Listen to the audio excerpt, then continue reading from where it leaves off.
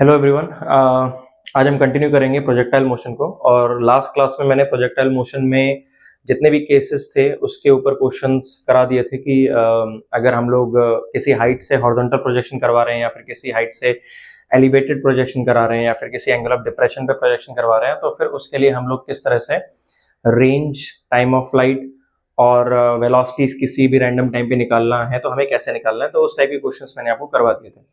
आज हम लोग प्रोजेक्टाइल मोशन में ही एक और दूसरा टॉपिक करने वाले हैं जो कि है projectile on an inclined plane. ठीक है, तो हमारा जो आज टॉपिक है उसका नाम है projectile on an inclined plane.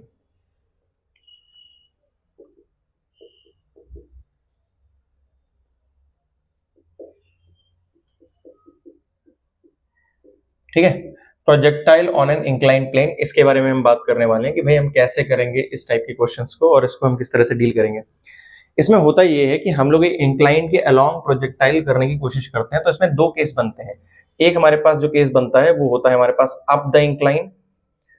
Up the incline का मतलब होता है कि भाई हमने कोई इस तरह से एक इंक्लाइन बना के रखी है, किसी वेज को हमने लिया है, इसमें हमने मान लीजिए अल्फा एंगल लेके रखा है और इस अल्फा एंगल पे मैं किसी भी एक इंस्टेंस पे किसी पर्टिकुलर स्पीड से, यू स्पीड से मान लीजिए इसको प्रोजेक्ट कर देता हूं और यहाँ पर इस तरह से ये प्रोजेक्टाइल यहाँ पर आके गिरता है। मान लीजिए यहाँ पर मैंने इसको थीटा एंगल से प्रोजेक्ट कर दिया है सरफेस से। हम लोग चाहें तो हॉरिजॉन्टल से भी एंगल ले सकते हैं, बट दोनों केसेस में आप आंसर फिर भी निकाल लोगे तो हमें उतना ज्यादा उस पर ध्यान ज्यादा देना नहीं है।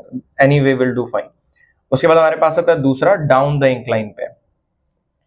ठीक है, तो डाउन द इंक्लाइन में हमारे पास क्या होता है कि इसमें हम लोग उसी इंक्लाइन में ऊपर से नीचे की तरफ हम लोग फेंकते हैं इसको। तो मान लीजिए इस तरह से ये हमारे पास है, तो ये हमारे पास मान लीजिए अल्फा एंगल है और यहाँ पर हमने क्या किया था, इधर इसमें किसी यू स्पीड से इसको मैं प्रोजेक्ट कर देता हूँ मान लीजिए इस तरह से, और ये नीचे आके ऐसे गिरता है। तो यहाँ पर मैंने किसी एंगल थीटा पे इसको प्रोजेक्ट कर दिया। तो यहाँ पर हमें देखना पड़ेगा कि इस केस में हम लोग रेंज, टाइम ऑफ फ्लाइट और मैक्सिमम हाइट ऑफ प्रोजेक्शन किस तरह से निकालेंगे। ये सारी की सारी चीजें हमें एक एक करके देखनी पड़ेंगी। तो यहाँ पर जो रेंज होता है वो क्या कहलाता है, इसमें हम अलोंग द इंक्लाइन जो डिस्टेंस ट्रेवल करता है उसको हम लोग रेंज कहते हैं। तो इस केस में रेंज हमारा ये बन जाएगा। मैक्सिमम हाइट की अगर मैं बात कर रहा हूँ तो मैं इंक्लाइन के सरफेस से मैक्सिमम कितनी दूरी तक वो जा रहा है उसको हम लोग बोलते हैं मैक्सिमम हाइट। और टाइम ऑफ फ्लाइट तो आपको पता ही है कितने समय तक वो हवा में है, उसको हम लोग कहते हैं टाइम ऑफ फ्लाइट। तो इसमें हम लोग क्या करेंगे, एक एक केस को देखेंगे और देखेंगे इस टाइप के क्वेश्चंस को किस तरह सॉल्व किया जाता है। देखो सिंपल ये है कि देखो इसमें प्रोजेक्टाइल मोशन जब भी आपको इन्वॉल्व होता है, जब भी आपको एक अलग टाइप का प्रोजेक्टाइल दिया जाता है, हमें सिर्फ एक ही चीज उसमें यूज करनी है, that is principal of mutual independence of motion. उसके अलावा हमें कुछ और नहीं सोचना है। तो हम लोग पहले इसी को देख लेते हैं, अप द इंक्लाइन वाले केस को देख लेते हैं कि अप द इंक्लाइन में क्या होता है। ठीक है, तो अप द इंक्लाइन में हम क्या करते हैं उसको थोड़ा देख लीजिए।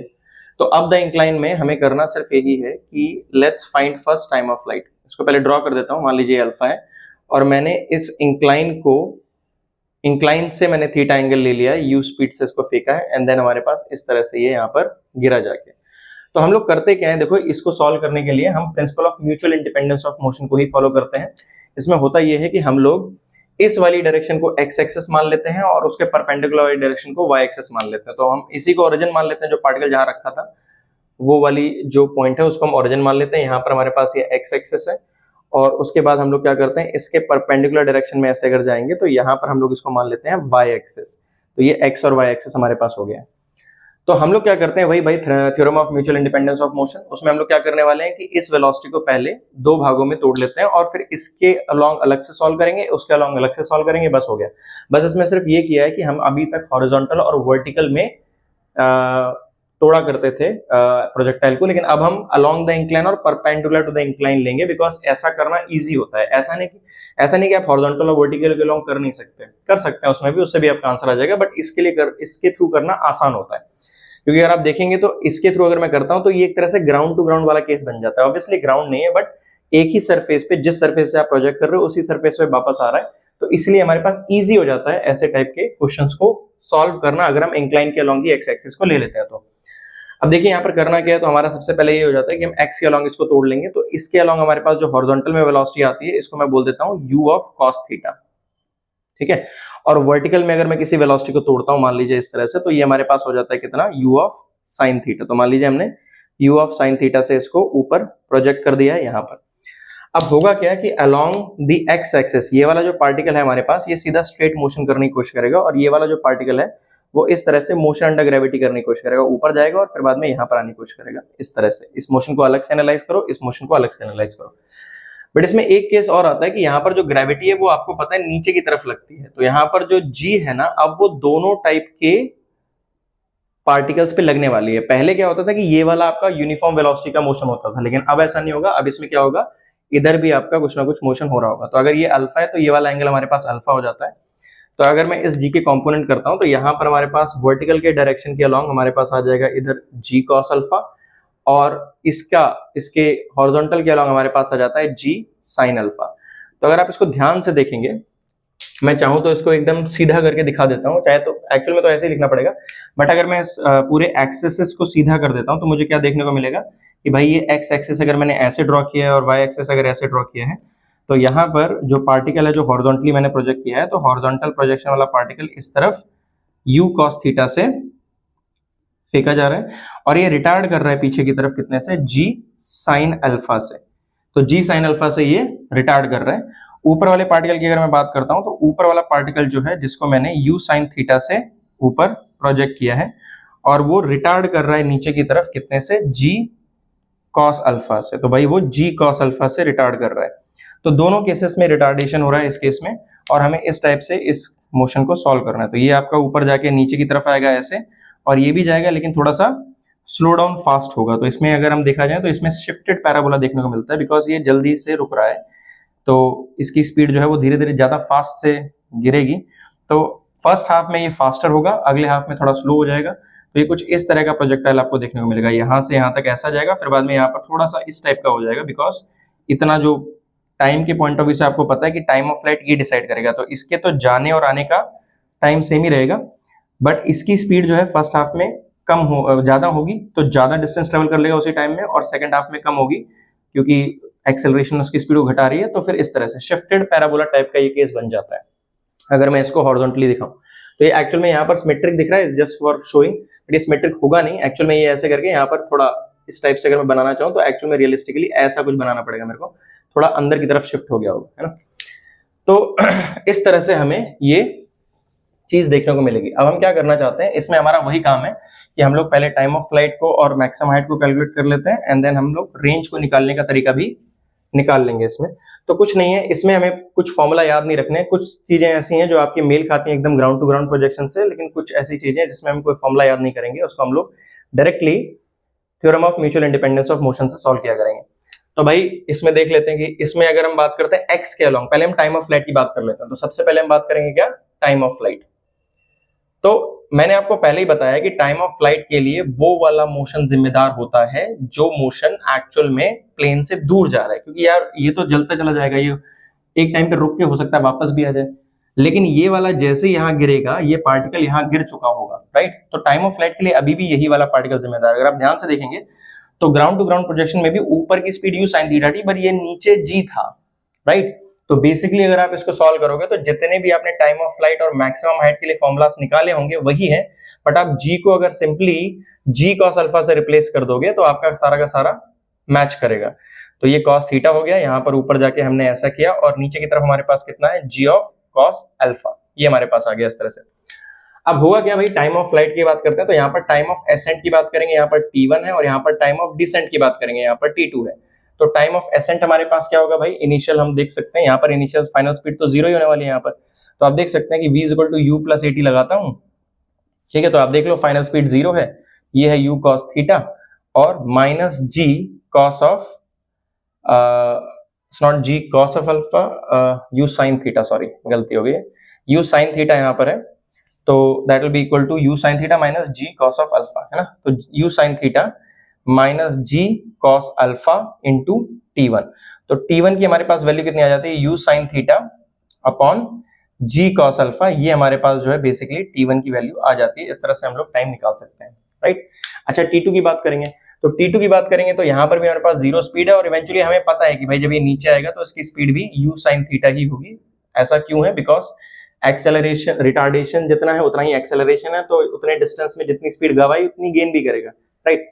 तो बेसिकली हमारे पास क्या होता है, यही लगाएंगे हम लोग। तो फाइनल स्पीड आपकी u ऑफ साइन थीटा हो जाएगी, v is equal to u plus at, तो g cos alpha into t2 आप निकाल सकते हैं। तो इसमें t2 कितना हो जाएगा, u sine theta upon g cos alpha. तो आप देख सकते हैं दोनों केस में सेम ही लग रहा है। इस केस में भी आपका time of ascent and time of descent same होगा, तो टोटल टाइम ऑफ फ्लाइट आपका t1 प्लस t2 हो जाता है। तो सिंपली क्या बन जाएगा, 2 times of 2u sign theta upon g cos of alpha, ये आपका बन जाएगा बेसिकली, है ना।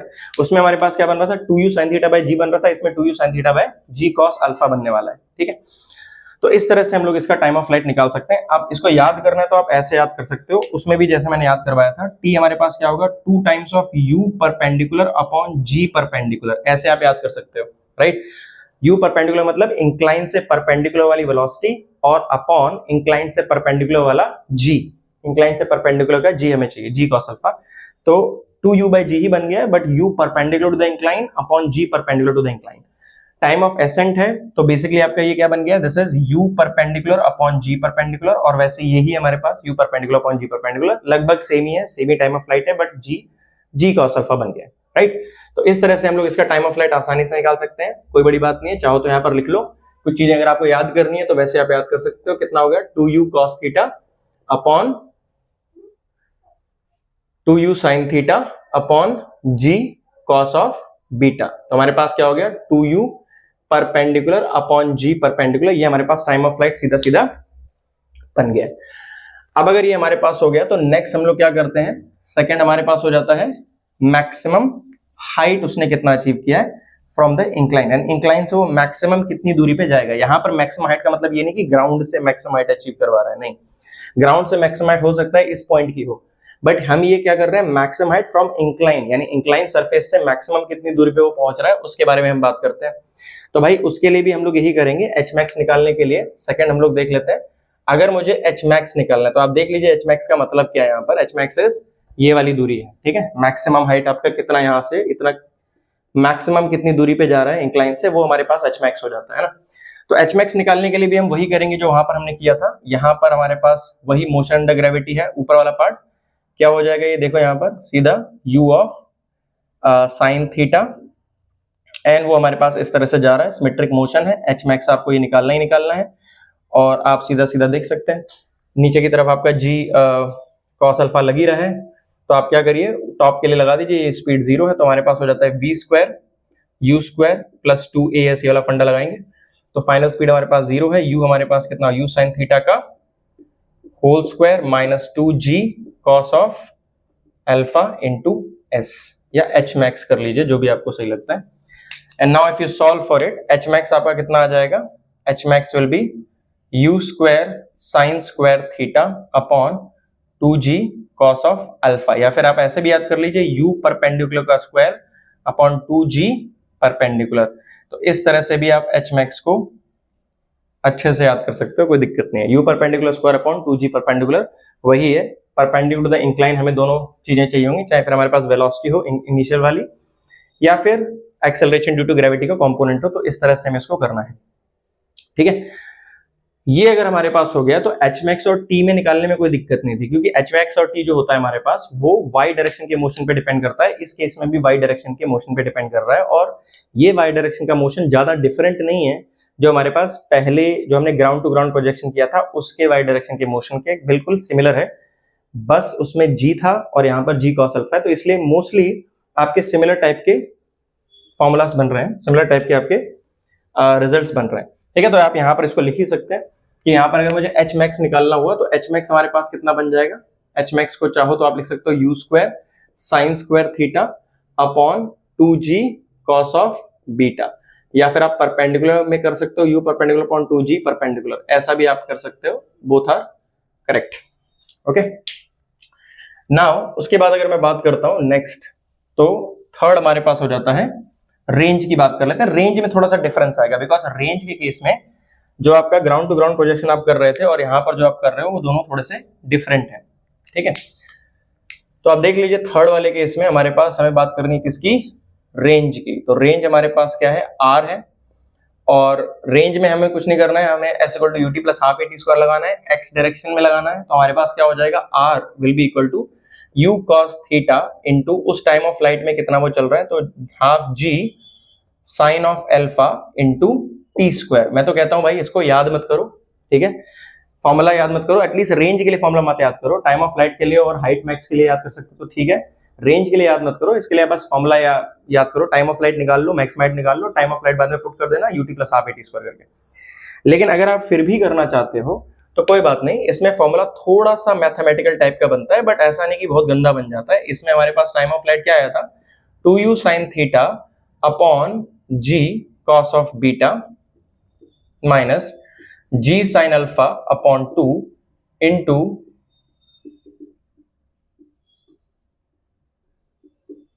ये हमारे पास आ जाएगा, ठीक है। अब अगर मैं इसको करता हूं तो हमारे पास क्या बन जाएगा, ये upon g cos of beta minus 2u square upon g sine theta sine square theta whole divide by cos square beta. अब देखो इसमें सो नहीं जाना है, मैं जानता हूं थोड़ा बहुत मैथमेटिकल है बट इतना भी टफ नहीं है, थोड़ा सोचोगे तो जिसको ट्रिग्नोमेट्री अच्छे से आती है उसको ये समझ में आ जाएगा पूरा, कोई दिक्कत नहीं है इसमें। तो इसमें अगर मैं कॉमन निकाल लेता हूँ 2u स्क्वायर बाय g को, g cos ऑफ बीटा को निकाल लेता हूँ कॉमन, तो आप देखो क्या मिलेगा आपको, यहाँ पर आपको एक एलसीएम लेना पड़ेगा और यहाँ पर हम चाहें तो साइन थीटा को भी कॉमन निकाल सकते हैं, तो भाई साइन थीटा को भी कॉमन निकाल लो और फिर क्या बन जाएगा यहाँ पर, यहाँ बन जाएगा cos of theta minus sine square theta upon sorry यहाँ साइन अल्फा है, ओके, तो यहाँ पर हमारे पास बन जाएगा sine theta into sine alpha और यहाँ पर हो जाएगा कितना, cos ऑफ बीटा। ये हमारे पास एक सिनेरियो बन जाता है। अब चाहो तो इसमें एलसीएम ले लो और फिर हम कुछ और करते हैं। देखो यहाँ पर अगर मैं इसको एलसीएम लेता हूँ तो बेसिकली बन जाएगा 2u square sine theta upon नीचे हो जाएगा g of cos square beta, right, और ऊपर हमारे पास क्या बन जाता है, cos of beta cos of theta minus sine theta into sine of alpha. ये हमारे पास बन गया है। तो जितने लोगों को ट्रिग्नोमेट्री आती है उनको समझ में आ रहा होगा कि आगे क्या होने वाला है। यहाँ पर हमारे पास कुछ साइन का कुछ फंडा बन रहा है, cos of beta cos of theta minus sine of theta sine of alpha. अगर याद हो रहा होगा तो यहाँ पर cos a प्लस बी वाला फंडा लग रहा होगा, बिकॉज cos ऑफ a plus B is cos a cos b minus sine a sine b। तो यही हमें यहाँ पर पुट करना है, तो थोड़ा सा हम इसको लिख के देख लेते हैं और हमारे पास सिंपल आ जाएगा। अब द इंक्लाइन वाली चीजें हो जाएंगी, फिर मैं डाउन द इंक्लाइन वाली चीजें बता देता हूँ, उसके बाद हम सीधा क्वेश्चंस पे आएंगे कि इसके ऊपर क्वेश्चंस कैसे आ सकते हैं। ऑब्वियसली फॉर्मुला बेस्ड तो डायरेक्टली कोई क्वेश्चन पूछने वाला नहीं है, लेकिन फिर भी देख लेते हैं भाई किस टाइप के क्वेश्चंस होने वाले हैं। तो अब मैं इसको अगर बात करता हूं तो यहां पर आपका रेंज कितना बन जाएगा, that will be equal to 2u square sine theta whole divide by g cos square beta and ये हमारे पास हो जाता है cos of theta plus beta, ये हमारे पास हो जाएगा। और अगर मैं इसको देखूंगा तो कितना हो जाएगा, u square upon g cos square beta multiplied by 2 sine theta into cos of theta plus beta. अब देखो इसीलिए कहा जाता है कि फिजिक्स अगर आपको अच्छी करनी है तो थोड़ा बहुत मैथ्स आपको आना चाहिए, बहुत ही हाई लेवल का मैथ्स नहीं चाहिए बट एलिमेंट्री लेवल का मैथ्स आना चाहिए और थोड़े बहुत ट्रिग्नोमेट्री बेसिक लेवल पे आपको आनी चाहिए। अगर इतना आप कर सकते हो तो फिजिक्स में आपको कोई दिक्कत नहीं होने वाली। तो यहीं पर मैं बोल रहा हूँ, जैसे यहाँ पर 2 times of sine A cos B वाला फैक्टर बन रहा है और यहाँ पर हम ट्रिग्नोमेट्री में इसका फॉर्मूला पढ़े हुए हैं कि ट्रिग्नोमेट्री में ये क्या बनता है, U square upon G cos square beta. इसको अगर आप लिखोगे तो यहां पर क्या बन जाएगा, सीधा ये हमारे पास हो जाता है sine of A plus B minus sine of A minus B. तो ए प्लस बी करेंगे तो sine of 2 theta plus beta और माइनस साइन ऑफ बीटा। तो बेसिकली हमारे पास ये रेंज का फॉर्मूला आ जाता है, ठीक है। तो अगर आप याद करना चाहते हो याद कर सकते हो, तो कोई दिक्कत नहीं, आप याद कर लीजिए। आपका ये बनेगा U square upon G cos square beta into sine of 2 theta plus beta minus sine of beta. इसमें सिर्फ थीटा इसी टर्म में आ रहा है और हर जगह बीटा आ रहा है, दैट मींस बाकी सारी चीजें जो है वो कांस्टेंट रहती हैं, it depends on incline only, but बाकी सब जो जगह है। अच्छा मैंने बीटा कर दिया यहाँ से, ओके, यहाँ मैंने अल्फा को बीटा बना दिया, कहीं अल्फा कर दिया कहीं बीटा कर दिया, तो I am very sorry for that. यहाँ पर एक्चुअल में आप मान लीजिए यहाँ पर alpha is equal to beta है, वो आप समझ रहे होगे बीटा कहाँ से आ गया, वो इंक्लाइन को ही मैंने एंगल को काफी जगह बीटा लिख दिया है, तो यहाँ पर कंफ्यूज मत हो जाइए, इसको बीटा ही मान लीजिए, ठीक है। यहाँ पर पता नहीं बीटा कैसे बन गई है, तो इसको बीटा मान लो, कोई दिक्कत नहीं, इंक्लाइन का एंगल ही है वो, बीटा ही है, बीटा मान लो। चलो ये बीटा हो गया और आपका सब कुछ बीटा में है, कोई दिक्कत नहीं, अल्फा बीटा ही है, ठीक है। वो मैंने गलती से लिख दिया होगा कई जगह। एक्चुअल में नोटेशन में हम लोग क्या करते हैं कि अल्फा कभी यूज करते हैं इंक्लाइन के लिए, कभी कभी बीटा यूज कर लेते हैं, तो वो कंफ्यूजन हो जाता है। तो वहां पर हमारे पास जो बीटा है वो ही अल्फा है, तो हमारे पास फाइनली जो आंसर है वो इस तरह से थीटा में बनता है, और बीटा हमारे पास इंक्लाइन का एंगल है, तो इंक्लाइन के एंगल में ही वो ज्यादातर टर्म्स बन रही हैं, बाकी उसमें नहीं बन रही है, ठीक है। तो इसको चाहो तो याद कर लो, बट मैं पर्सनली रिकमेंड करूंगा कि आप याद मत करो, आप टाइम ऑफ फ्लाइट के लिए याद कर लो, आप मैक्सिमम हाइट के लिए याद कर लो, क्योंकि वो फॉर्मूला सिमिलर बन रहे हैं ग्राउंड टू ग्राउंड प्रोजेक्शन जैसे।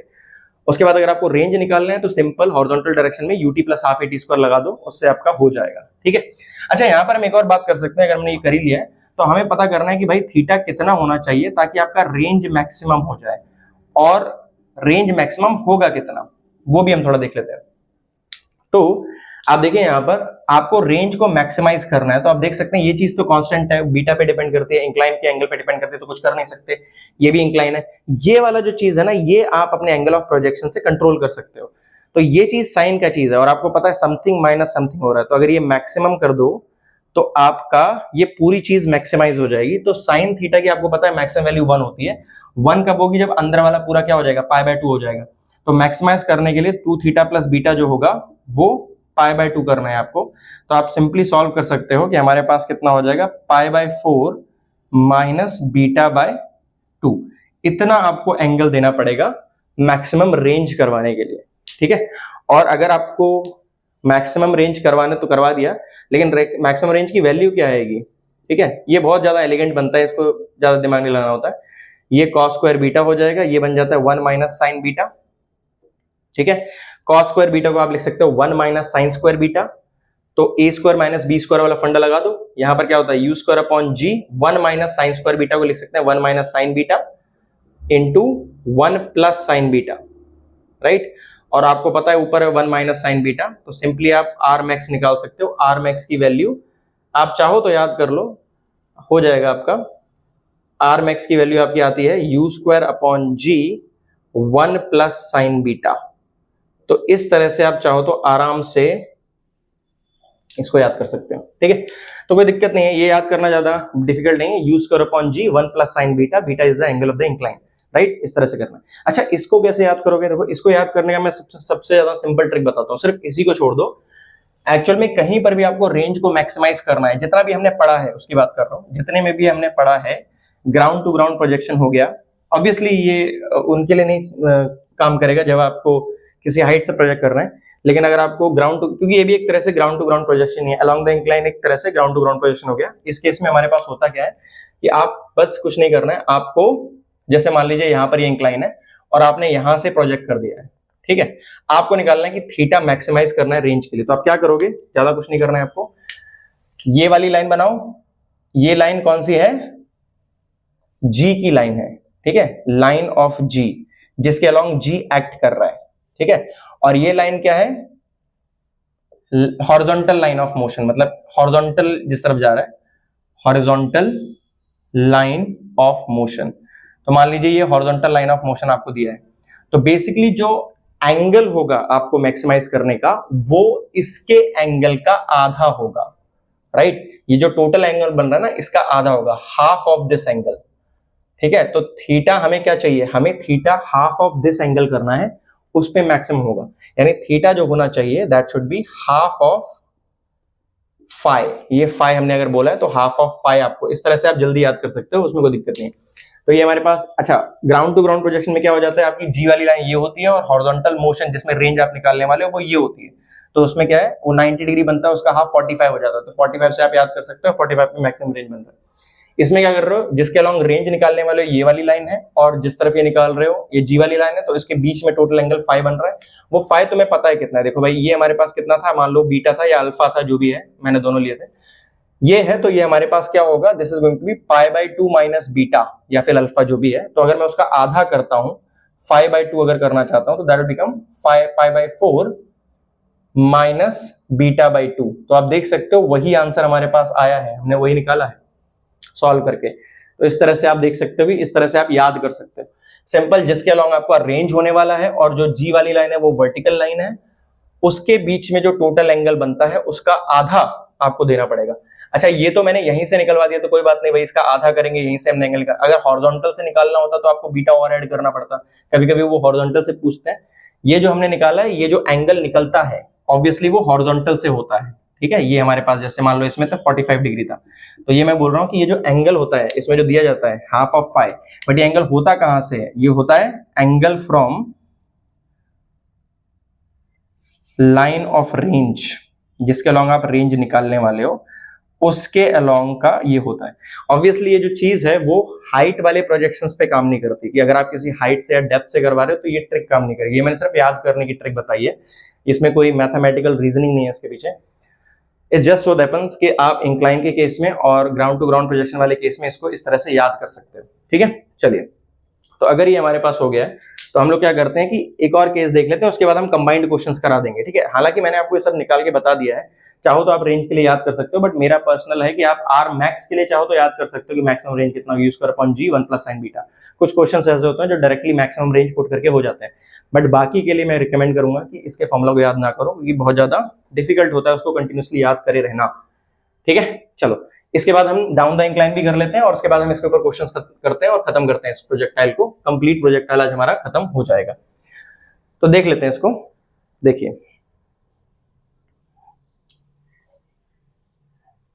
ठीक है, तो हम लोग बात करते हैं डाउन द इंक्लाइन के लिए ना। तो डाउन द इंक्लाइन में हमारे पास क्या होता है, सेकंड वाला देख लीजिए, ये हमारे पास है डाउन द इंक्लाइन। तो डाउन द इंक्लाइन, तो डाउन द इंक्लाइन में क्या होने वाला है इसको थोड़ा सा ध्यान से देखिए। इसमें हमारे पास क्या होता है कि मान लीजिए इस तरह से मैंने इसको ये दिया है, यहां पर बीटा एंगल ले लिया, अल्फा ले लिया, जो आपको सही लगता है वो ले लीजिए। यहां पर भी हमने जो किसी स्पीड से इसको प्रोजेक्ट कर दिया है,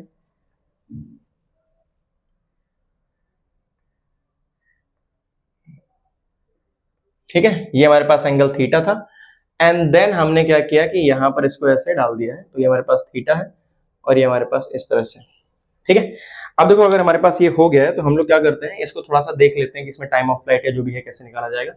इसमें भी हम लोग क्या करते हैं, इसी को एक्स एक्सिस मान लेते हैं डाउनवर्ड को। तो मैंने बोला भाई इसके पार्टिकल को ओरिजिन मान लीजिए, और यहाँ पर ये वाली जो डायरेक्शन है इसको मैं क्या बोलूंगा, इसको मैं एक्स एक्सिस बोल दूंगा, और इसके वर्टिकल वाली लाइन जो है उसको मैं बोल दूंगा क्या, वाई एक्सिस। तो काम वही करना है जो हमने पिछले वाले में किया था, कोई ज्यादा डिफरेंस है नहीं, फिर भी मैं आपको बता देता हूँ ताकि कुछ कंफ्यूजन ना रह जाए।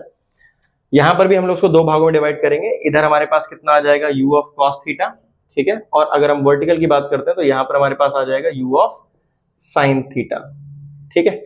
अच्छा, g की बात करेंगे तो g हमारे पास जो है वो इसके अलोंग लगता है, और अगर मैं यहां से वर्टिकल ड्रॉ करता हूं तो यहां पर आपका बीटा हो जाएगा। एंड देन आप इसके भी दो कंपोनेंट्स कर सकते हैं, तो हमारे पास कितना हो जाता है यहां पर g ऑफ cos बीटा, और इधर हमारे हो जाएगा g ऑफ sin बीटा। तो इस तरह से हम लोग इन दोनों को देख सकते हैं। मेरे ख्याल से आपको क्लियर हो गया होगा कि क्या किया जा रहा है यहाँ पर, ठीक है। तो ऑलराइट, सो इसमें हमें करना क्या है, इसमें हम लोग 2 मिनट रुकिए, मैं बताता हूँ। थोड़ा सा इंक भर लेते हैं, इसमें इंक थोड़ा कम हो गया है। लेट्स सी,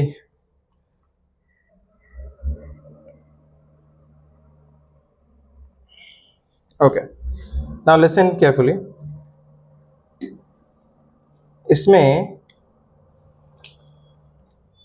हाँ, तो इसमें हमने क्या बोला कि भाई इसमें भी हमने कंपोनेंट्स कर दिए, और कंपोनेंट्स किस तरह से किए कि अलोंग द इंक्लाइन हमने बोला कि भाई ये हॉरिजॉन्टल हो गया, और उसके वर्टिकल डायरेक्शन में हमारे पास वही जो नॉर्मल हमें जिस तरह से करा था हमने अप द इंक्लाइन में, वैसे हमने किया। अब इसमें भी मैं क्या करता हूँ कि इसमें थोड़ा सा इस तरह से ड्रॉ कर देते हैं, इसको मैं सीधा करके ड्रॉ कर देता हूँ ताकि हमें क्लियर हो जाए, थोड़ा बहुत हम एनालॉजी बिठा पाए ग्राउंड टू ग्राउंड प्रोजेक्शन वाले केस से, है ना। तो यहाँ पर मैंने इस प्रोजेक्टाइल को अगर किया है तो ये इस तरह से थोड़ा सा एक्सटेंड हो जाएगा, बिकॉज यहाँ पर इसकी स्पीड बढ़ती चली जा रही है। तो यहाँ पर भी आपका सिमेट्रिक नहीं बनेगा। यहाँ पर मान लीजिए आपका पहले थोड़ा स्लो डाउन होकर जा रहा था, उसके बाद फिर आपका ज्यादा फास्ट हो जाएगा, मतलब ऐसा है। तो इसमें सिमेट्रिक नहीं बनेगा, इसके मिड पॉइंट के अबाउट ये ज्यादा जाएगा, टॉप मोस्ट पॉइंट के अबाउट बाद में ज्यादा चलेगा, राइट। तो अब अगर मैं बात करता हूँ इसकी स्पीड को, अगर मैं ड्रॉ करना चाहूँ, प्लॉट करना चाहूँ, तो ये वाला एंगल हमारे पास मान लीजिए u है, ये थीटा है, ये हमारे पास हो जाता है u sin थीटा, और ये हमारे पास हो जाता है u cos थीटा। Now once this is done, नीचे की तरफ आप देख लीजिए, नीचे की तरफ हमेशा जैसे उसमें लग रहा था वैसे हमारे पास cos बीटा है, और इसमें भी इधर इसको सपोर्ट कर रहा है, ये हो जाएगा g ऑफ sin बीटा। ठीक है, ये भी हमारे पास हो गया। तो भाई इसमें क्या है ना, बस बाकी सब चीजें सेम है, जैसा था उसमें वैसा ही है। वाई डायरेक्शन में आप देखेंगे तो सेम टाइप का मोशन हो रहा है, राइट, कोई डिफरेंस नहीं है। लेकिन एक्स डायरेक्शन में थोड़ा सा डिफरेंस है, क्योंकि पहले रिटार्डेशन टाइप का मोशन हो रहा था, अब एक्सेलरेशन टाइप का मोशन हो रहा है। तो भाई देख लेते हैं, भाई कोई दिक्कत नहीं, हमें कितना टाइम लगने वाला है। यहाँ पर हम बात करते हैं टाइम ऑफ फ्लाइट की। तो टाइम ऑफ फ्लाइट जो हमारे पास है वो हम निकाल लेते हैं, वैसे ही निकालेंगे भाई, हम वाई डायरेक्शन के मोशन को ले लेते हैं, बिकॉज टाइम ऑफ फ्लाइट के लिए वाई ही तो जिम्मेदार है। तो इसको देख लीजिए, यहां पर हमारे पास क्या होगा, ऐसा है। ऊपर की तरफ हमारे पास क्या हो जाएगा, देख लीजिए, इस तरफ हमारा जो है ये हो जाएगा u sin थीटा, और नीचे की तरफ हो जाएगा g cos beta. Time of flight निकाल लीजिए भाई, यहाँ पर t1 हो जाता है, यहाँ पर हमारे पास कितना हो जाता है, t2 हो जाता है। एंड कर लीजिए भाई, यहाँ पर ऊपर जा रहा है तो v equal to u plus et लगाएंगे, फाइनल स्पीड हमारे पास 0 है, u sin theta minus g cos beta into t1। तो t1 की वैल्यू हो जाती है u sin theta minus g cos beta. Exactly the same way नीचे भी करेंगे भाई, सिमेट्रिकल है, नीचे u sin थीटा ही आ जाएगा, कर लीजिए इसको भी। तो final speed is u sin theta, initial 0 है, plus g cos beta into t2 आपका वही आ गया है। मैं बस दिखाना चाह रहा हूँ कि भाई वही आएगा, वैसा ही बनेगा, और मुझे कुछ यहाँ पर है नहीं बताने का। ठीक है, टाइम ऑफ फ्लाइट क्या हो जाएगा, दोनों को ऐड कर दीजिए, t1 प्लस t2 कर दीजिए, बन जाएगा 2u sin theta upon g cos beta. Okay, तो यहां पर भी आप देख सकते हैं 2u perpendicular upon g perpendicular बन रहा है, ये हमारे पास u perpendicular upon g perpendicular है, ये भी हमारे पास u perpendicular upon g perpendicular, लगभग सेम ही बन रहा है जो हमने लास्ट केस में देखा था। तो कोई ज्यादा डिफरेंस है नहीं, सेम ही है, जो जो चीजें y पे डिपेंड करती हैं वो सेम ही होगी इसमें भी। मैक्सिमम हाइट की बात कर लें तो भाई इसमें भी हम लोग जो मैक्सिमम हाइट की बात कर रहे हैं वो एक्चुअल में मैक्सिमम हाइट नहीं है, वो मैक्सिमम दूरी है इंक्लाइन से। तो हम देख लेते हैं भाई एच मैक्स कितना होगा इस केस में, ये है हमारे पास एच मैक्स, ये हम देख लेते हैं कितना होने वाला है, इसके लिए भी वाई ही जिम्मेदार है। तो यहीं पर हम निकाल लेते हैं भाई, हमारे पास ये होगा एच मैक्स। ठीक है, तो कैसे निकालोगे, देख लो भाई, वी स्क्वायर इक्वल टू, इसी में निकाल देते हैं, V square equal to U square plus 2as, final speed आपकी 0 है, तो 0 square is equal to U square sine square theta minus 2as 2 cos of beta into h। तो h कितना आ जाएगा, देखिए u square sine square theta upon 2g cos of beta, यही आ जाता है u परपेंडिकुलर का स्क्वायर अपॉन 2g परपेंडिकुलर, वही आ रहा है जो आपके लास्ट वाले केस में आ रहा था, ज्यादा दिमाग लगाने की जरूरत ही नहीं है। वाई परपेंडिकुलर डायरेक्शन में वेलोसिटी निकालो, परपेंडिकुलर डायरेक्शन में आप g low, and that's it, done, ज्यादा आपको दिमाग लगाने की जरूरत है नहीं। नाउ रेंज में थोड़ा सा डिफरेंस जरूर आएगा, पहले आपका माइनस आ रहा था, अब यहाँ पर प्लस आएगा, तो वो भी हम थोड़ा देख लेते हैं, इसके बारे में चीजें निकाल लेते हैं और बस खत्म करते हैं, और फिर हम सीधा क्वेश्चंस पे आते हैं कि भाई इसके ऊपर क्वेश्चंस बनते कैसे हैं। ठीक है, दिखाना मेरा काम है, तो मैं इसको थोड़ा सा दिखा देता हूँ कि कैसे हमारा फॉर्मूला बन गया होगा। हालांकि मैं रेंज के लिए हमेशा बोलता हूँ कभी भी इसको याद ना करें, रेंज हमेशा निकालें अलग तरीके से। तो भाई यहाँ पर भी देख लीजिए, रेंज की बात करते हैं, तो रेंज हमारे पास होता है r, and then you can use r along the x-axis ut plus half at square, क्या हो जाएगा u cos theta into t plus half g sin beta into t square। Substitute the values, मैं आपको सीधा लिख के देता हूं, यहां पर बनेगा आपका u square upon g cos square beta जैसा वहां बन रहा था, और फाइनली आपका जो बन जाएगा यहां पर आपका, यहां पर cos वाला फैक्टर बन रहा होगा, तो आपका कुछ इस तरह का बन जाएगा, sine of 2 theta minus beta और प्लस साइन ऑफ बीटा बन जाएगा। आप चाहो तो निकाल सकते हो, पूरा ट्रिग्नोमेट्री डाल सकते हो, मैंने टाइम ऑफ फ्लाइट निकलवाया, सेम ही है जो आपका अप द इंक्लाइन में लगता है वही डाउन द इंक्लाइन में रखिए, सॉल्व करिए, यही निकल के आ रहा होगा।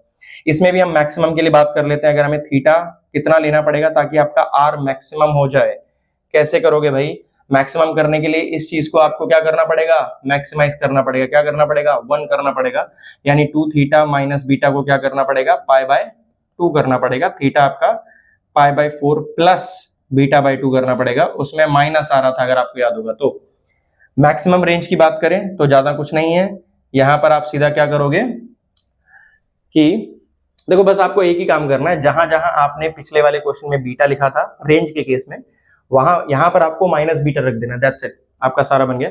तो पहले वाले में मैक्सिमम रेंज कब बन रहा था, U square upon G 1 plus sine beta में, यहां बनेगा 1 माइनस साइन बीटा में।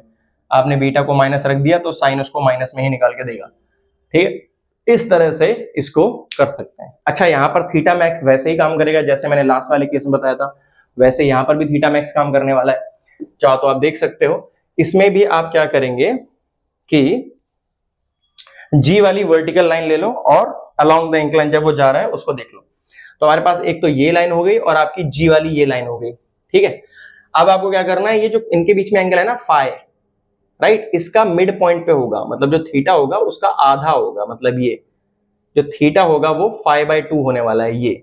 तो फाई हमारे पास क्या होगा वो हम थोड़ा देख लेते हैं। देखो भाई, ये हमारे पास बीटा है, तो हमारे पास जो फाई होने वाला है, phi will be equal to π/2 plus beta, ये होने वाला है।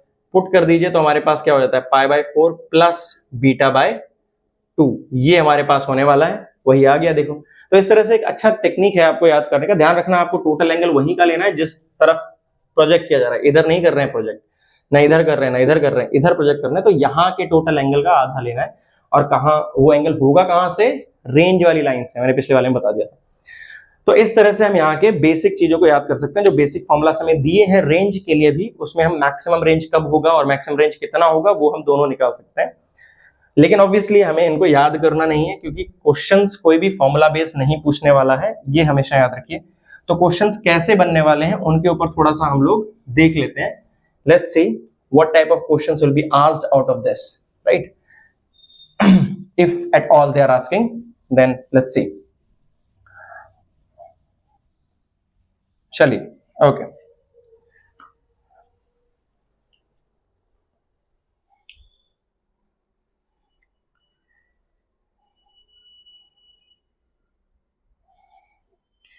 चलो भाई, कुछ क्वेश्चंस ले लेते हैं किसी अच्छी बुक से, एंड हमारी अच्छी खासी प्रैक्टिस हो जाएगी इसमें। So let's see. कुछ अच्छे क्वेश्चन दिए हुए हैं, जैसे मान लो एक अच्छा सा क्वेश्चन दिया है। Let's take this question now. Question क्या बोला गया है, सो क्वेश्चन को ध्यान से समझिए। ध्यान रखना, जब भी आपको इस टाइप के क्वेश्चंस करने होते हैं तो आप हमेशा कोशिश करिए कि principle of mutual independence of motion से ही सॉल्व करें, ज्यादा बेनिफिशियल रहेगा। Unless of course they are asking you directly कि भाई टाइम ऑफ फ्लाइट निकाल दो, या फिर टाइम ऑफ फ्लाइट का यूज हो रहा है, या फिर मैक्सिमम हाइट निकालने को बोल रहे हैं, तो अलग बात है, आप सिंपल फॉर्मुला यूज कर सकते हो। अदरवाइज मोस्टली ये चीजें कोई पूछता नहीं है। जैसे मान लीजिए एक सिंपल सा क्वेश्चन लेते हैं ताकि हमें क्लियर हो जाए कि किस तरह से इसको अप्रोच करना होता है इन टाइप के क्वेश्चंस को। तो देखिए, यहाँ पर मैंने क्या बोला कि यहाँ पर इस तरह से मैंने एक इंक्लाइन बना दिया है, यहाँ पर अल्फा एंगल देके रखा हुआ है, और at what angle should a ball be projected up the incline plane, ठीक है। तो उन्होंने बोला है कि भाई एंगल निकालना है, और बोला है कि v0 वेलोसिटी से प्रोजेक्ट किया है। हमें थीटा नहीं पता है, थीटा इस क्वेश्चन में निकालने को बोला गया है, ठीक है। सो दैट इट में हिट द इंक्लाइन नॉर्मली, मतलब क्या बोल रखा है कि यहां से जब जाएगी तो वापस जब आएगी तो इसको परपेंडिकुलरली इसको हिट करना है यहाँ पर ऐसे, यानी इस इंस्टेंट पे जब वो गिर रहा होगा तो वेलोसिटी इसकी परपेंडिकुलर होनी चाहिए इंक्लाइन से, ठीक है। The angle of inclined plane with the horizontal is alpha, ठीक है। आपको बता रखा है कि तो अल्फा हमें एंगल दिया हुआ है, इतना दिया हुआ है। तो यहाँ पर हमें क्वेश्चन में स्पेसिफिकली बोला है कि इस इंक्लाइन से एंगल निकालने को बोला है। कभी कभी वो हॉरिजॉन्टल से एंगल निकालने को भी बोलते हैं, तो कोई दिक्कत नहीं है, आप इंक्लाइन से एंगल निकाल के बाद में अल्फा ऐड कर सकते हो, आपको हॉरिजॉन्टल से एंगल मिल जाएगा। तो भाई इसको सॉल्व कैसे करना है, लेट्स सी। तो भाई मैंने हमेशा बोला है कि भाई ये अलग टाइप का क्वेश्चन, ना इसमें वो टाइम ऑफ फ्लाइट पूछ रहे हैं, ना वो कुछ और पूछने की कोशिश कर रहे हैं। तो सिंपल हम लोग क्या करते हैं कि भाई इसको principal of mutual independence of motion से ही सॉल्व कर लिया जाए। तो यहाँ कितना आएगा, u ऑफ cos थीटा, और इस तरफ कितना आने वाला है, u क्या, v0 ले लेते हैं भाई, v0 दिया तो v0 ही यूज करते हैं। यहाँ पर हो जाएगा v0 sine of theta. Acceleration के कंपोनेंट कर लीजिए भाई, हमेशा एक्सेलरेशन इस तरफ साइन वाला आएगा, g साइन ऑफ अल्फा, और इस तरफ हमारे पास आएगा g cos ऑफ अल्फा, ये हमें दिया हुआ है। अब देखो भाई, सबसे अच्छी बात ये है कि अगर यहाँ पर वेलोसिटी ये परपेंडिकुलर हो रहा है, इसका मतलब इस डायरेक्शन में कोई वेलोसिटी नहीं है, इसका मतलब अलोंग द इंक्लाइन इस इंस्टेंट पे वेलोसिटी जीरो हो गई थी। तो हम लोग क्या करते हैं, x में निकाल लेते हैं भाई, इस इंस्टेंट पे x की वेलोसिटी जीरो हो चुकी है। तो भाई अलोंग इंक्लाइन हम देख लेते हैं, अलोंग इंक्लाइन सॉल्व करो। तो अलोंग द इंक्लाइन भाई आपकी फाइनल वेलोसिटी हो गई है जीरो। इनिशियल वेलोसिटी कितनी थी, v0 cos थीटा, माइनस जी साइन अल्फा और आपको टाइम मिल जाएगा टी। तो कितने टाइम में ऐसा हो रहा है, V not cos theta upon G sine of alpha, यानी इतने टाइम में अकॉर्डिंग टू एक्स वो वहां पहुंचेगा। लेकिन यहां पर तो बहुत ही अलग हो गया, हम पहली बार एक्स की इक्वेशन को बना के टाइम निकाल पा रहे हैं, क्योंकि टाइम तो हमेशा हम लोग वाई से ही निकालते थे। तो अगर हमने किसी तरह से एक्स से निकाल लिया तो भाई वाई से भी तो हम टाइम निकाल सकते हैं भाई। परपेंडिकुलर टू इंक्लाइन अगर हम देखेंगे तो हमारे पास क्या होने वाला है, देखो परपेंडिकुलर टू द इंक्लाइन में हमें पता है कि टाइम ऑफ फ्लाइट जो कि टी ही होगा, क्योंकि जब ये रुक रहा है तभी ये नीचे भी आ रहा है, तो दोनों टाइम सेम है, तो टाइम ऑफ फ्लाइट टी ही होगा। इस केस में क्या होता है, two U perpendicular upon G perpendicular. तो यू परपेंडिकुलर कितना है, वी नॉट साइन थीटा, तो two times of V not sine theta upon G perpendicular, it is G cos of alpha. दोनों टाइम्स को आप बराबर कर दीजिए, कितना बन जाता है, तो V not cos of theta upon G sine alpha and just solve it. इसमें और कुछ नहीं करना है आपको, इट्स कंप्लीटली सॉल्व नाउ। ठीक है, इसको इधर ले आइए, हमारे पास क्या बन गया, टू टाइम थीटा और ये हो जाता है कॉट ऑफ अल्फा। तो टेन थीटा हमारे पास बेसिकली बनता है कॉट ऑफ अल्फा बाय 2, ये हमारा बन जाता है। चाहो तो आप इसको ऐसे भी लिख सकते हो, theta is equal to 10 inverse of ये, इस तरह से हम लोग लिख सकते हैं। ये हमारे पास जो एंगल पूछा गया था वो इंक्लाइन से पूछा गया था, हॉरिजॉन्टल से नहीं पूछा गया था। इस तरह से हम इसको कर सकते हैं। चलिए, तो हाँ बिल्कुल सही है हमारा ये आंसर। अच्छा, एक और क्वेश्चन हमारे पास कुछ ऐसा दिया हुआ है, लेट्स सी कि इसमें हमें क्या करना है।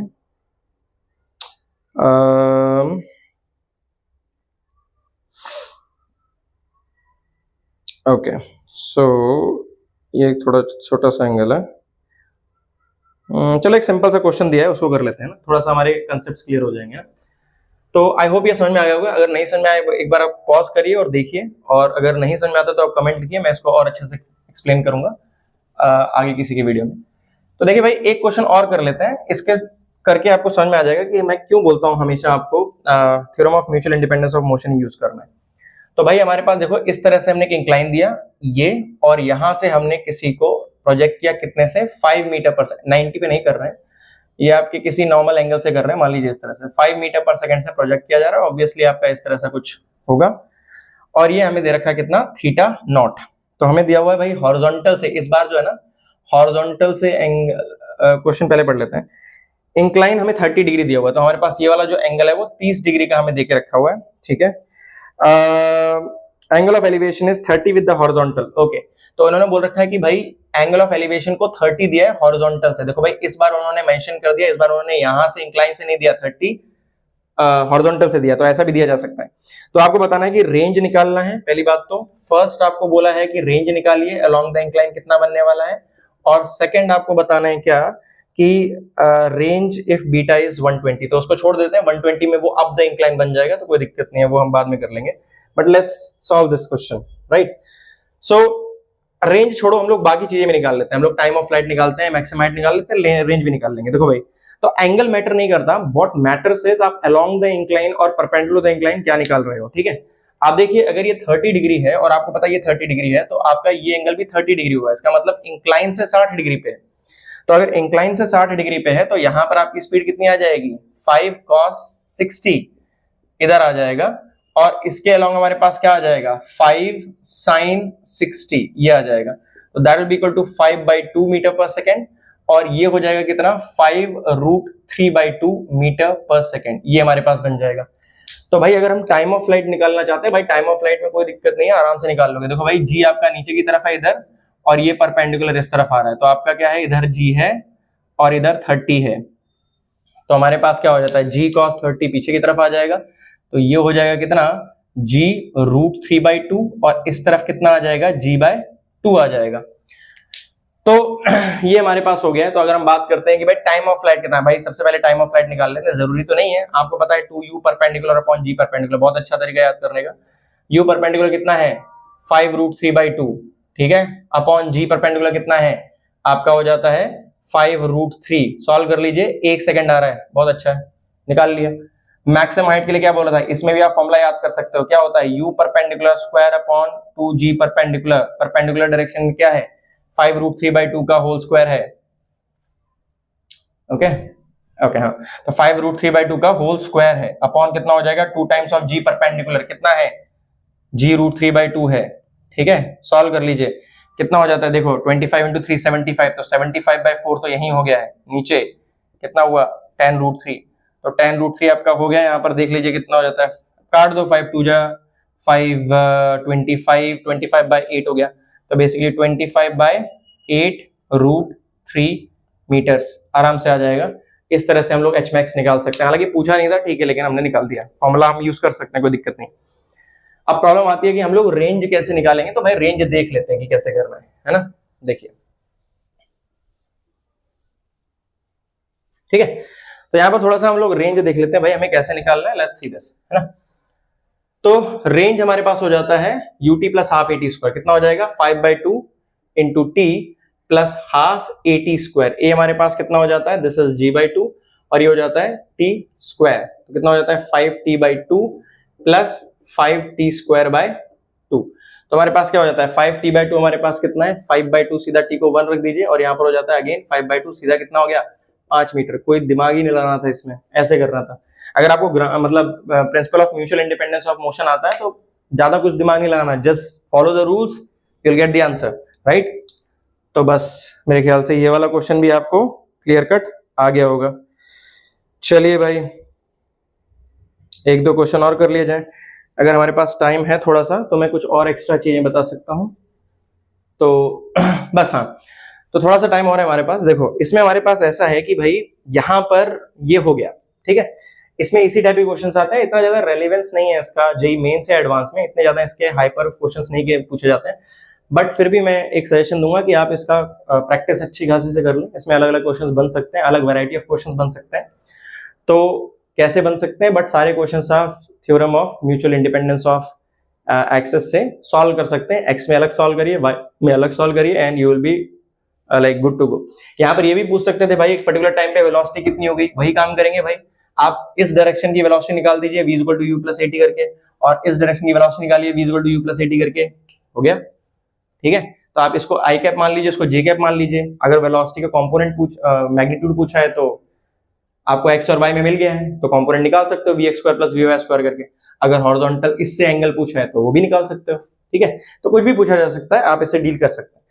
तो इसके साथ ही हमारा प्रोजेक्टाइल मोशन जो है वो खत्म होता है थ्योरी वाइज, ठीक है। प्रैक्टिस के लिए तो आपको जितना हो सके उतना कम है, राइट। जितने भी मॉड्यूल्स आपको मिलते हैं, डीपीपीस मिलती हैं, उनको खत्म करिए, और उसी तरीके से आप फिजिक्स अच्छे से समझ पाते हो, ज्यादा अच्छे से। अच्छा, थोड़ा टाइम हमारे पास है तो यहाँ पर मैं एक कंसेप्ट और बताना चाहता हूँ, उसके बाद हम इसको रैप अप करते हैं। एक कंसेप्ट होता है हमारे पास जिसको हम कहते हैं सेफ्टी पैराबोला, राइट। इसके ऊपर ज्यादा क्वेश्चंस आते नहीं है, लेकिन फिर भी क्या पता आ जाए, कोई नहीं जानता। तो सेफ्टी पैराबोला होता क्या है उसको ध्यान से सुनिए। देखो क्या होता है ना कि सेफ्टी पैराबोला का एक्चुअल में यूज किया जाता है, जैसे आयरन डोम प्रोजेक्ट आपने सुना होगा, जैसे इजराइल का है, या फिर बाकी सारी कंट्रीज हैं जो एंटी मिसाइल सिस्टम्स बनाती हैं अपनी प्रोटेक्शन के लिए। उसमें होता क्या है, बेसिकली आपका एक सेंटर स्पॉट में मान लीजिए आपने कुछ ऐसा रखा हुआ है जो हर डायरेक्शन में यू स्पीड से, स्पीड कांस्टेंट है, यू स्पीड से वो फेंक सकता है प्रोजेक्टाइल को, एंगल वो चूज कर सकता है अपना। तो अगर आप ऐसा करते हो, तो अगर आप एंगल चेंज करते चले जा रहे हो, तो आपको दिखेगा कि भाई आपको इस तरह की ट्रेजेक्टरीज देखने को मिलने लगेंगी ऐसे, राइट। और इस तरफ भी आपको देखना मिल जाएगी, ठीक है, ऐसे आपको मिलेगा ऐसा। इसको आप ड्रॉ करते चले जाएंगे, एंगल चेंज करते चले जाएंगे, तो आपको ऐसे कुछ सिनेरियो मिलता है, राइट। तो एक तरह से आपको एक बहुत सारे प्रोजेक्टाइल मोशंस की ट्रेजेक्टरी दिखती है। तो अगर यहीं पर अगर आपको ऐसा बोला जाए कि नहीं यार, मैं जानना चाहता हूं कि ये जो बन रहा है, ये जो मुझे दिख रहा है फाइनली, राइट, ये क्या है, क्या मैं इसको स्टडी कर सकता हूं, या फिर मैं सीधा ये जानना चाहता हूं कि अगर मान लीजिए एक फ्लाई है, ये फ्लाई उड़ रही है यहां पर और उसको बचना है, ये नहीं चाहती, यहां पर यू स्पीड से प्रोजेक्ट किया जा रहा है, नहीं चाहती कि वो किसी भी एंगल से उसको हिट कर पाए, ठीक है। तो क्या होता है कि ये जो एनवेलप होता है इन सभी पैराबोलास का, ये एनवेलप कहलाता है सेफ्टी पैराबोला, ये होता है सेफ्टी पैराबोला, ठीक है। तो जब तक ये फ्लाई उस सेफ्टी पैराबोला से बाहर रहेगी तब तक वो बची रहेगी, वो किसी भी एंगल से, जब तक वो स्पीड चेंज नहीं करेगा तब तक उसको हिट नहीं कर पाएगा, राइट।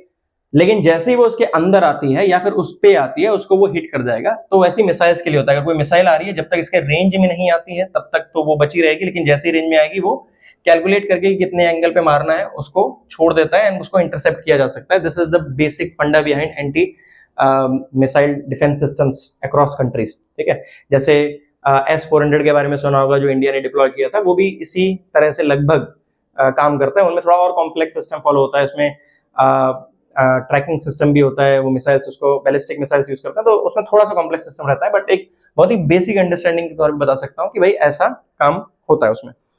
तो हमें करना क्या है कि हमें इसकी क्या करनी है, इसकी इक्वेशन निकालनी है। अगर हम इसकी इक्वेशन निकाल पाए तो हमारा काम हो जाएगा, राइट। तो हमें पता चल जाएगा भाई अगर ये ओरिजिन है तो हम कहाँ कौन सी इक्वेशन के उस फ्लाई को उससे दूर रख सकते हैं ताकि फ्लाई बची रहे। तो हम कैसे निकालते हैं, इसके लिए देखो आपको एक फैक्ट समझना पड़ेगा। वो फैक्ट ये है कि अगर इसके अंदर कोई भी पॉइंट है, मान लीजिए मैंने ये वाला पॉइंट ले लिया, तो एग्जैक्टली दो सॉल्यूशंस निकलते हैं। दो सॉल्यूशंस होते हैं जिसमें उस पॉइंट को आप इंटरसेप्ट करवा सकते हो। दो एंगल्स निकलते हैं, अगर आपने स्पीड कांस्टेंट ली है तो दो एंगल्स होते हैं जिस पे अगर आप फेंकोगे तो उस पॉइंट पे प्रोजेक्टाइल जाएगा और उसको हिट करेगा। लेकिन इसके ऊपर सेफ्टी पैराबोला के अपने ऊपर अगर कोई पॉइंट लिया है तो एग्जैक्टली एक ही एंगल निकलता है जो यहां पर उसको टच कर सकता है, उस पॉइंट को इंटरसेप्ट कर सकता है। दो एंगल्स नहीं निकलेंगे, यहां पर सिर्फ एक एंगल का सोल्यूशन निकलता है, ठीक है। Only one specific angle will be there which will be sending the projectile there, और उसके बाहर है फिर तो कोई एंगल ही नहीं एग्जिस्ट करता। तो हम वही फंडा को यूज करेंगे। तो अगर हम किसी भी एक जेनेरिक प्रोजेक्टाइल को उठाते हैं तो उसकी इक्वेशन क्या होती है हमें पता है, y इक्वल टू x, क्योंकि ग्राउंड टू ग्राउंड प्रोजेक्शन है सारे। y equal to x tan theta, अगर मैंने थीटा पे प्रोजेक्ट किया उसको, और minus gx square upon 2u square cos square theta, ठीक है। ये हमारे पास हमें इक्वेशन दी हुई है। अब इसको थोड़ा सा सिंप्लीफाई कर लेते हैं तो हमें क्या मिलेगा, x tan theta minus gx square upon 2u square, और ये हो जाता है sec स्क्वायर थीटा। इसको मैं लिख सकता हूं 1 प्लस tan स्क्वायर थीटा। मैं चाहता हूं कि यहां पर h कॉमा k जो पॉइंट है ना उससे मुझे पास करना है, तो रख दो भाई h कॉमा k। तो क्या बन जाता है, k is equal to h tan theta minus gh square upon 2u square 1 plus tan square theta. Now once this is done, आपको करना कुछ नहीं है, थ्रू आउट आप उसको सिंप्लीफाई, मैं tan थीटा को थोड़ा अलग करना चाहता हूं, 2u square upon gh square से इसको मल्टीप्लाई कर देते हैं और हमारे पास हो जाएगा 2u square upon gh tan theta, और ये minus of 1 plus tan square theta. आप इस तरह से इसको लिख सकते हो। Now once you have done this, आपको करना क्या है, इसको थोड़ा, क्योंकि tan square theta, tan theta में हमारे पास एक क्वाड्रेटिक बन रही है, तो क्या बन जाएगा, tan square theta minus 2u square upon gh into tan theta, right, और यहां पर 1 आ जाएगा तो plus 1 plus 2k u square upon gh square equal to 0। तो ये हमारे पास एक क्वाड्रेटिक बन जाती है, राइट। यानी कोई भी आपने generic h comma k point लिया होता, मान लीजिए यहां पर कोई h कॉमा k पॉइंट लिया होता तो उसके दो सोल्यूशन निकलते, राइट, क्योंकि यहां पर tan थीटा एक क्वाड्रेटिक में बना रहा है तो उसके दो सोल्यूशन डेफिनेटली निकलेंगे। और मैंने आपको बताया कि अगर ये h comma k safety parabola पे लाई करता है तो एग्जैक्टली एक सोल्यूशन निकलेगा, और अगर बाहर लाई करता है तो कोई सोल्यूशन नहीं निकलेगा। तो हम लोग क्या करते हैं, इसको एक सोल्यूशन हम जाते हैं कि भाई अगर एक सोल्यूशन निकलता है तो h k में क्या रिलेशन होगा, वही तो इक्वेशन होती है, y x में क्या रिलेशन होगा। तो अगर h k हमारे पास इस सेफ्टी पैराबोला का पॉइंट है तो हमारा जो डिस्क्रिमिनेंट है वो 0 आना चाहिए, क्योंकि एक ही सोल्यूशन हमें चाहिए, ओनली वन सोल्यूशन, बिकॉज ये जो सेफ्टी पैराबोला है वो टेंजेंट है हर पैराबोला के लिए, ध्यान रखना है। This is what safety parabola is, it's tangent to every single parabola, it only touches it only at one point, right. तो दो पैराबोला को नहीं टच करेगा वो, या उसी पैराबोला को बार बार टच नहीं करेगा, ठीक है। तो इस तरह से, तो अगर मैं डिस्क्रिमिनेट करता हूं तो तुम्हारा simple v square minus 4ac को आपको 0 पुट करना है, आपका क्या हो जाएगा 4u4 upon g square h square minus 4ac, तो 4 into 1 plus 2k u square upon gh square, ये हमारे पास हो जाता है 0। 4 को आप हटा दीजिए एंड लेट्स सिंप्लीफाई इट, हम k को अलग कर लेते हैं सो दैट हमें इजी मिल जाए। तो भाई देख लीजिए, u की power 4 upon g square h square, बाकी को उधर ले जाता हूं, 4 तो हटा दीजिए आप, minus 1 is equal to 2k u square upon gh square. ये हमारे पास एक सिंपल सा कुछ बन जाता है ना। तो ये जो h कॉमा k है ना, इनमें जो रिलेशन आ रहा है ना h और k के बीच में, ये रिलेशन है उन पॉइंट्स का जो सेफ्टी पैराबोला पे लाई करते हैं। तो अगर मैं इसको थोड़ा सा रीअरेंज करूं तो हमारे पास क्या हो जाएगा, k को मैं सेग्रीगेट कर लेता हूं, तो k will be equal to what, gh square upon 2u square and -1 and just see what happens. आप चाहो तो h स्क्वायर को अंदर भेज सकते हो, बाकी सबको मैं बाहर रखता हूं, तो 2u स्क्वायर हो जाएगा और ये क्या बन जाता है, u4 upon g square minus h square, ये आपका फाइनल बन जाता है। ठीक है, तो ये फाइनली हमारे पास बन गया। अभी देखो जो पॉइंट्स सेफ्टी पैराबोला पे लाई करने वाले हैं, क्योंकि सेफ्टी पैराबोला कर रहा है, उनके बीच में ये रिलेशन है, तो इक्वेशन भी फाइनली हमारे पास यही बन जाती है, g अपॉन 2u स्क्वायर, और ये बन जाता है कितना, u4 upon g square minus x का स्क्वायर, ये बन जाता है। ठीक है, अच्छा दूसरी बात ये है कि यहाँ पर जो 45 डिग्री पे आपने भेजा होगा उसका मैक्सिमम रेंज होगा, आर मैक्स हमने कितना निकाला था, u स्क्वायर बाय g होता है। तो और आपको पता है कि जो h मैक्स होता है यहाँ पर मैक्सिमम हाइट तक कितना जाएगा, वो सिंपल जाना होगा, तो h मैक्स जो हमारे पास होगा that will be equal to u square by 2g, ये हमारे पास होता है। तो इसका हम कुछ यूज कर सकते हैं, जैसे मान लो u स्क्वायर बाय g का होल स्क्वायर है, तो यहाँ पर r मैक्स का स्क्वायर बन रहा है, और मैं चाहूं तो इसको लिख सकता हूं, आप जिसमें चाहो उसमें कन्वर्ट कर लो, मैं इसको u स्क्वायर बाय g है ना, तो 2 से ऊपर नीचे मल्टीप्लाई करके ऐसे कर सकते हैं, आपका बन जाएगा 1 upon 4h max right into r max का स्क्वायर माइनस x स्क्वायर, आप इस तरह से इसको लिख सकते हो।